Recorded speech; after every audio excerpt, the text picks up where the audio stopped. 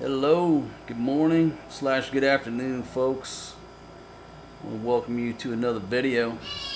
Just gonna be me sitting in this chair, telling a little quick story, pondering the philosophy, the morals, the ethics of the situation. Thanks for joining me. Right off the bat, if you're not a subscriber, hey, you know what to do. Right there, hit that little overstay road sign. Ring that bell like Rocky. Get on board my channel. I appreciate it. I'm just chilling this morning. Ran that video just talking about retirement stuff this morning on a premiere. Thanks for joining me on that. Just some thoughts, and this is going to be some informal thoughts about something that happened to my buddy over in the States, having to do with the VA and his surgery. A lot of people ask me about the VA over here. I'm in the Philippines right now. Folks, I don't know the first thing. I don't go to the VA hospital. Ain't going to the VA hospital. Ain't been. Don't know the first thing about it. But it was just kind of coincidental that some people were asking me about the VA this past week and on previous videos. I don't know the first thing about it. But I'm talking to my buddy, and I'm going to keep everything vague. I don't want people calling up the VA and fucking complaining and whatever because of my video. And maybe after I tell the story, it's no big deal to you.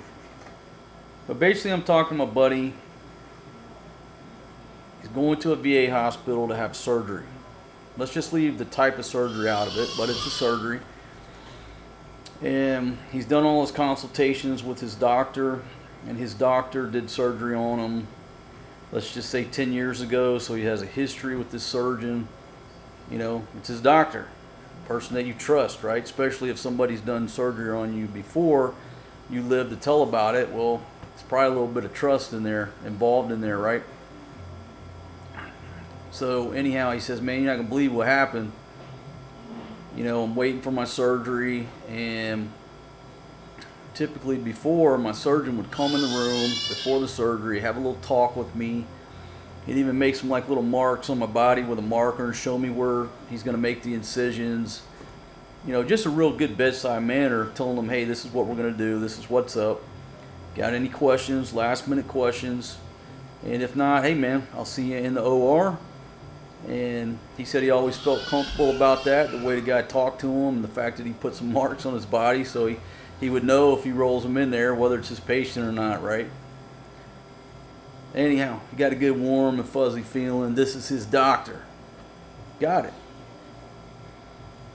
So he says in this surgery, the doctor doesn't come to the room and talk to him. So he thought, well, that's odd. He starts rolling in towards the OR. He said, man, I smelled a rat. And so as we were about to go in through the doors, you know, the next step is to get hit with the anesthesia. He's looking around. He don't see his doctor. No silhouette that looks like his doctor. And so he asked the girl, he said, hey, where's my doctor? Who's doing the surgery? And of course she didn't know, so she was, hey, let me go check. And she looked at the chart or whatever, and she said, it's Dr. So-and-so. And he said, that's not my surgeon. And, you know, I don't know exactly what was said, but there were some words. And he said, no, I want my doctor. I want my doctor. I want my surgeon to do the surgery. I don't want somebody else that I don't know, that I've never met. They're like, oh, it's no big deal. It's like, no, hell no. And there was obviously some opposition voiced by my buddy. He said he ended up basically telling them not no, but hell no. You know, ripped out his IVs, fucking blood went everywhere, what have you.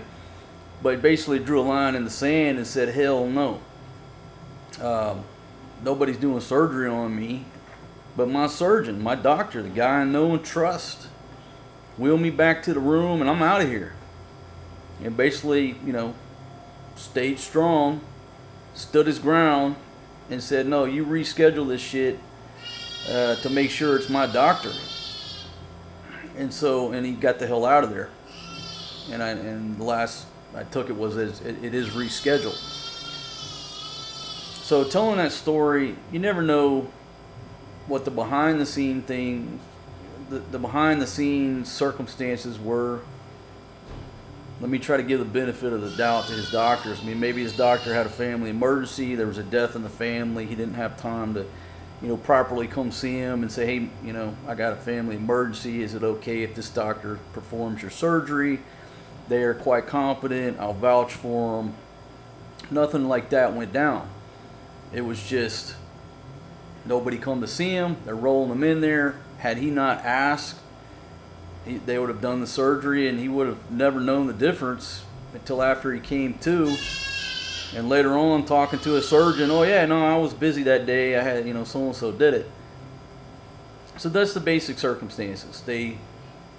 Whether this is their protocol, that it's just okay for them to switch your doctor at the VA at the last minute when you're getting wheeled into surgery, is that the protocol? Maybe it is. Maybe they don't give a shit. But that's what happened to him. And I said, you know what, man? I said, I'm on your side on this one because I thought about it, and I said, now look, I've been in the medical field before, so I see it both ways, and I'm going to talk about it both ways. But basically, if I go to my dentist, who I know, love, and trust, and who has been working on my grill for years, and he or she is not available that day, I'm going to reschedule. I'm not going to go with somebody else in the office or somebody who's substituting. Nothing personal.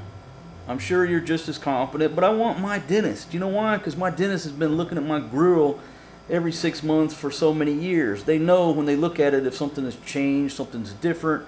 They know my pain threshold. I want my dentist. And so I was thinking about it, and I'm like, nah, man, I'm in 100% agreement with you on this one, that you're being rolled into an elective surgery that's planned, and nobody within the medical facility feels it important enough to mention to you that they're switching the surgeon. I'm not cool with that. I said, fuck, man, sometimes I go to the barber shop, right? If I got a favorite barber and he's not there, it's probably 50% of the time I'll jump in the chair with his fellow barber, or 50% of the time I say, no, man, he did a great job for me last time. I want the same cut. I come back. But if I made an appointment with the same barber and showed up 2 hours later and there's another dude standing there, I'm not cool with that. Same with the dentist. If I call the dentist and she's like, yeah, I got an appointment in 2 hours, and I show up there and it's somebody else, that's not good business, Because in the medical industry, medical field, there's that element of trust that we have with healthcare providers, which a lot of that trust has been questioned, stressed, and shattered over the past 2 years. But we won't go down that road. This is just about, what do you think about the situation? What would you have done if you're getting rolled into the into the operating room, and you look around and you don't see your surgeon, and they tell you that it's somebody you don't know? What would you do? Would you say, oh, okay, no problem, I'm sure they're qualified? Or would you put the brakes on it, stop the stretcher, stop the music? I'm not going in with a surgeon that I don't know. And folks, I mean, this is to the extreme. I mean, some people die in surgery, right? Depends on what type of surgery it is, how much, how high is the risk level of fatality, of dying on that OR table. I mean, it's not like you're going to the dentist or the barber. You're getting surgery. So I told him, I said, man, that's a perfect video just to see a sampling what other people would say or do. And I told him I was going to make a video about that today. And so, like, the other element is, say you're in a private hospital, right? And they try to pull the same shit. I mean, here's your doctor. You've had consultations with this doctor. You've probably had between a half a dozen and a dozen consultations with some surgeries, face to face with this guy. Him telling you what you're going to do. Him looking at charts of prerequisite tests coming up to this. And so you spend a lot of face time in front of this surgeon or this doctor, or at least some face time, not all cases, only to find out when you're rolling through those doors, there's nothing but strangers in there. Okay, so that's one aspect of it, right? And I said, well, here's the other side of the coin, man. I said, if you go get in a car crash and you get rolled into the emergency room, you don't get to choose the emergency room doctor or staff. And, you know, if you're low sick where you've got to go straight to the OR, you don't get to choose your surgeon. You know, I'm living proof of that. You know, my surgeon that put me back together after a motorcycle crash, I didn't get to meet the guy ahead of time. I didn't know who he was. I didn't know who he was until I came to. And that dude put me back together, and he put me back together good. Shout out to you. I won't give out of all of his information, but we'll just say Dr. Scott. Dr. Scott, you're probably retired now, my friend, but you know what? You saved my ass. You put me back together. And this old bag of bones is still hanging in there, my friend. I appreciate everything you did for me during that time and everything you told me and so straight up with me, man, and managed my expectations and what was happening to me. I couldn't have asked for a better random orthopedic surgeon that just happened to be on duty, right?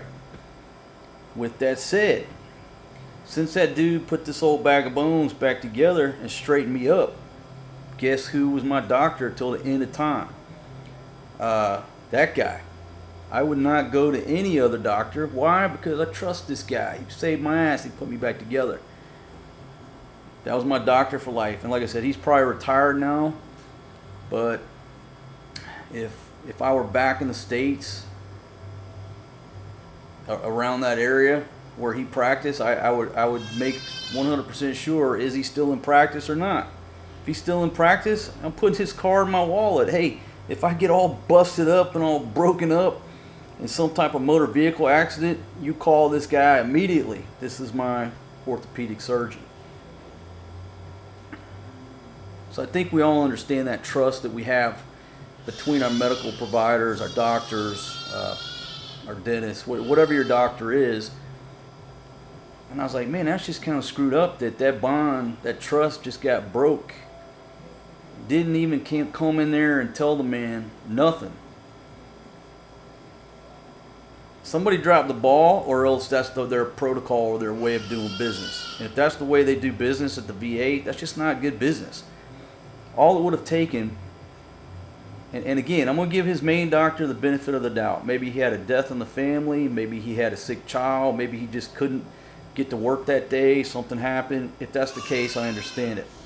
If it wasn't, there was no reason why his doctor couldn't show up and say, hey, look, your surgery's on Friday, but I got a funeral to go to. Is it okay if my colleague performs the surgery? If he vouches for that person, it's a different story, right? You probably feel okay. Even if one of the head nurses came in and said, sir, I'm sorry, but your surgeon is had to, go to Utah unexpectedly for a funeral. Would you like to reschedule when he gets back, or is it okay if his colleague does it? Give him the choice. They didn't give this man the choice. They didn't say nothing to him. They just go in there, wheeling this dude towards the OR, and about to chop him up. I guess I try to give every situation the benefit of the doubt and play devil's advocate. You can say, who gives a damn who does the surgery? As long as they do the surgery and the man is okay and they save him, who cares who does it? Well, that's the debate. That's the moral and ethical debate that I thought would be interesting for a video. Because again, you get busted up in a car wreck, you don't get to call ahead when you're when you're intubated in the back of the ambulance with bilateral femur fractures.